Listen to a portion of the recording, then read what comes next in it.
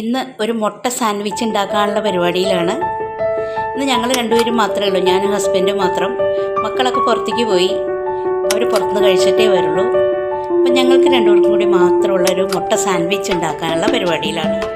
അതിന് കുറച്ച് സവാള, കുറച്ച് പച്ചമുളക്, കുറച്ച് മല്ലിയില, കുറച്ച് കരിവേപ്പില, പച്ചമുളക് ഒരെണ്ണേ ഉള്ളൂ കേട്ടോ. പിന്നെ കുരുമുളക് പൊടി ചേർക്കും ഇതിന് പകരം.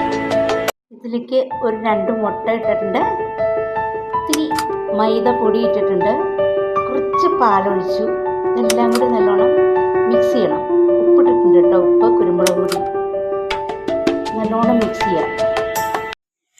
നല്ലോണം മിക്സ് ചെയ്ത് വെച്ചു കേട്ടോ. ഇനി ഒരു ദോശത്തവ എടുത്ത് വെച്ച് അതിൽ പരത്തി ബ്രെഡോ ബണ്ണോ എന്തെങ്കിലും ഇട്ട് സാൻഡ്വിച്ച് പോലെ ആക്കാം.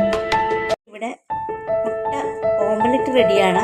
ഇനി നമുക്ക് ബണ്ണും കൂടി വെച്ച് അതിനെ ശരിയാക്കിയെടുക്കാം. ഇതിൻ്റെ ഉള്ളിൽ ബണ്ണ് വെച്ചിട്ട് മടക്കി വെച്ചിരിക്കുകയാണ്. ഇനി നമുക്ക് ആവശ്യാനുസരണം പീസാക്കി കഴിക്കാവുന്നതാണ്. സ്നാക്സ് റെഡിയായി, സ്വാദിഷ്ടമായ സ്നാക്സ് റെഡി. സാൻഡ്വിച്ച് കഴിച്ചിട്ട് ഒന്നും ആയില്ല. എന്നാൽ പിന്നെ 2-3 പഴം എടുത്ത് കൊടുക്കാമെന്ന് വിചാരിച്ചു.